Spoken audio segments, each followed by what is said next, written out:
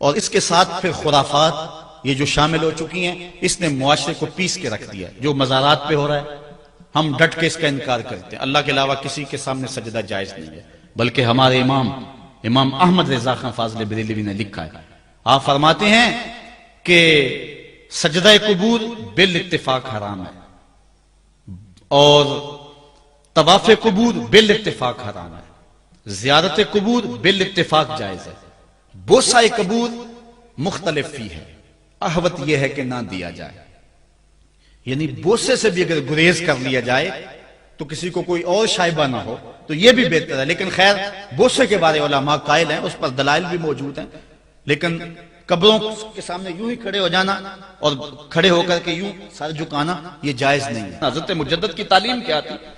یہی بات کہی تھی اکبر نے کہ سجدہ نہیں کرتے تو ساری جھکا دی، آپ نے فرمایا نہیں جھکاؤں گا۔ پھر اس نے آپ کو دربار میں بلوایا، سازش کی، دروازہ چھوٹا رکھا کہ حضرت مجدد الفسانی جب داخل ہوں گے تو سر جھکا کے تو گزریں گے تو کہوں گا لو سر جھکا ہی لیا، لیکن جن کے سر کو اللہ بلند کرے کون جھکا سکتا ہے؟ حضرت مجدد جب دروازے پہ پہنچے تو سمجھ گئے کہ یہ میرے لیے ایک جال بنا گیا ہے کہ جھکوں گا تو گزروں گا، آپ نے پہلے اپنی ٹانگیں داخل کی۔ تو اقبال خراج پیش کرتا ہے، حاضر ہوا میں شیخ مجدد کی لحد پر، وہ خاک کے زیر فلک مطلع انوار، گردن نہ جھکی جس کی جہانگیر کے آگے، جس کے نفس گرم سے ہے گرمی احرار، وہ ہند میں سرمایہ ملت کا نگہبان، اللہ نے بر وقت کیا جس کو خبردار۔ اس لیے کسی کو اپنے سامنے جھکانا یا کوئی میرے لیے کھڑا ہو، حضور نے یہ بھی فرمایا کہ جو شخص یہ ارادہ رکھے کہ میرے لیے لوگ کھڑے ہوں اپنا ٹھکانہ جہنم میں تلاش کرے۔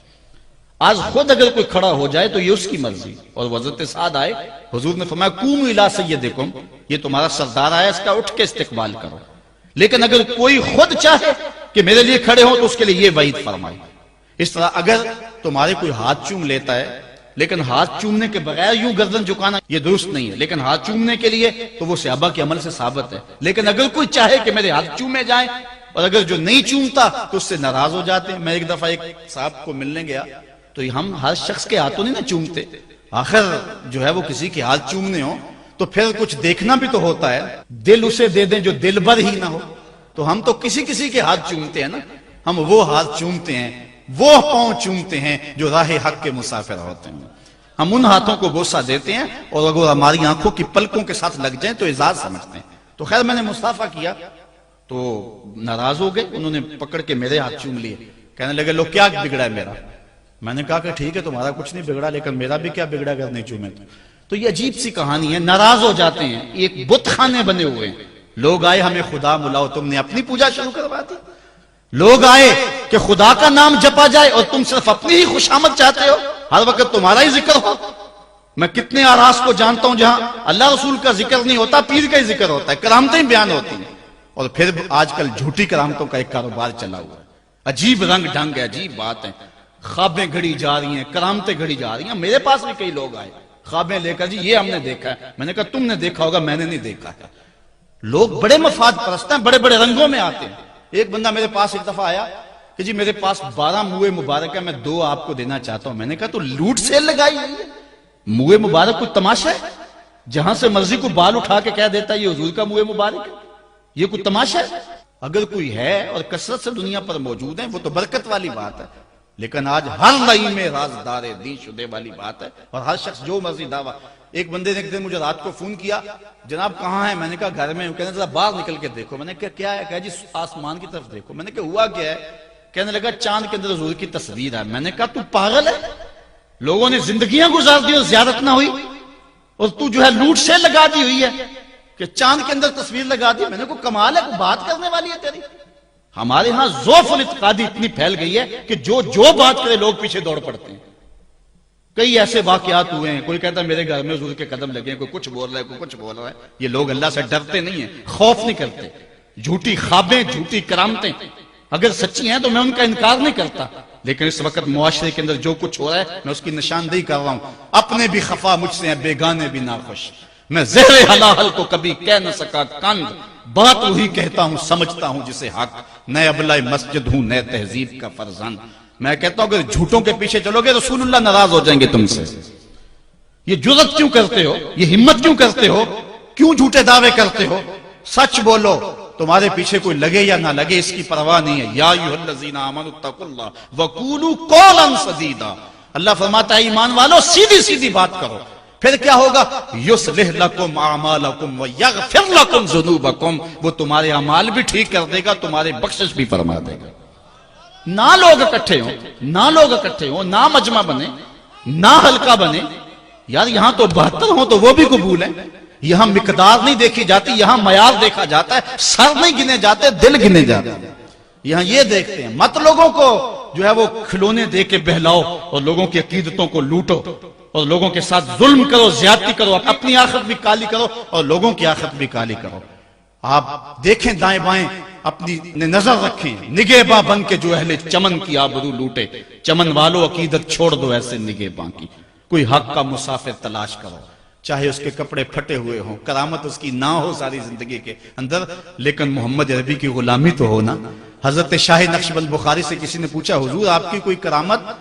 فرمانے لگے اس سے بڑی کرامت کیا ہو سکتی ہے؟ اتنے گناہوں کے باوجود زمین پہ چل رہا ہوں اور زمین مجھ کو دھنسا نہیں لیتی اپنے اندر۔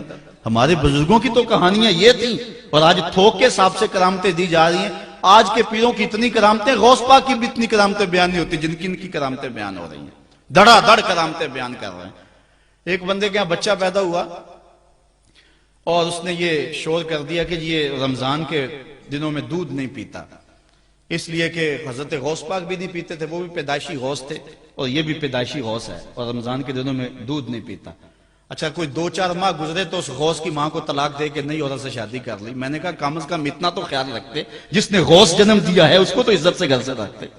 تو یہ کیا تماشے ہیں؟ کیا لوگ بے وقوف ہیں؟ اب لوگ سمجھنے لگے ہیں، لوگ جو ہے وہ ان وجہ سے پھر دور دین سے ہوتے ہیں، نقصان یہ ہوتا ہے۔ لیکن میں آپ کو کہتا ہوں دنیا سے حق ناپید نہیں ہوا۔ اگر مداری گر موجود ہیں، ڈاکو لٹیرے اور چور موجود ہیں، تو حق کا ڈنڈورا دینے والے بھی اس دھرتی پہ بستے ہیں۔ ہمارا رویہ یہ ہے کہ ہم کسی ایک شخص سے بدزن ہو جاتے ہیں تو پورے طبقے سے بدزن ہو جاتے ہیں۔ کئی بندوں کو میں سنا جو میں دیکھا ہوا ہے پیروں کو، اور تو نے دیکھے ہوئے نہیں ہے، جن کو مل کر زندگی سے عشق ہو جائے وہ لوگ شاید آپ نے دیکھے نہ ہو، مگر ایسے بھی ایسے لوگ بھی ہیں کہ جن کو دیکھ کر کے زندگی گزارنے کا ڈھب آ جاتا ہے، سلیقہ اور طریقہ آ جاتا ہے۔ ان لوگوں کی تلاش کرو۔ اگر ایک دکان سے کپڑا صحیح نہ ملے، سودا صحیح نہ ملے، تو آپ جو ہے کیا کھانا پینا چھوڑ دیتے ہیں؟ آپ کو پتا پورے شہر سے مٹھائی کہاں سے اچھی ملتی ہے، آپ کو پتا پورے شہر سے کپڑا کہاں سے اچھا ملتا ہے، آپ کو پتا پورے شہر میں جو ہے وہ فلاں چیز اچھی کہاں سے ملتی ہے۔ دین بھی ڈھونڈو کہاں سے خالص ملتا ہے اور کہاں سے نہ خالص ملتا ہے، اس کے لیے محنت کرنی پڑے گی۔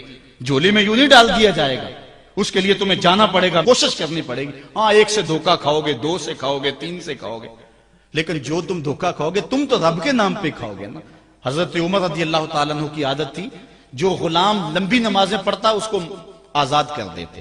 غلاموں کو سمجھ آ گئی، لمبی نمازیں پڑھنی شروع کر دی، آپ آزاد کر دیتے۔ کسی نے کہا عمر تم تو بھولے آدمی ہو، یہ نمازیں اللہ کے لیے نہیں پڑھتے، یہ آزادی کے لیے پڑھتے ہیں۔ تو حضرت عمر نے کہا یہ مجھے اللہ کے نام پہ دھوکہ دیتے ہیں، میں 100 بار کھانے کے لیے تیار ہوں۔ ایک جگہ سے دھوکہ کھایا، 2 سے کھایا، 3 سے کھایا، 4 سے کھایا۔ جب تمہاری نیت ٹھیک ہوگی منزل ضرور ملے گی، یہ ہو نہیں سکتا۔ خورش بے بدرہ جو کب کو حمام کہ یک روز افتد ہمائے بدام۔ سادی کہتے ہیں چارہ ڈالتا جا، دانہ ڈالتا جا، کبھی تتر آئے گا، کبھی مور آئے گا، کبھی کبوتر آئے گا، پھر ایک دن جس کو تو تلاش کرتا ہے وہ ہما بھی تو آ ہی جائے گا نا۔ اس لیے حق کے سفر کو نہ چھوڑنا، چلتے رہنا اور راہ حق کی منزل پر انشاءاللہ ایک دن ضرور گامزن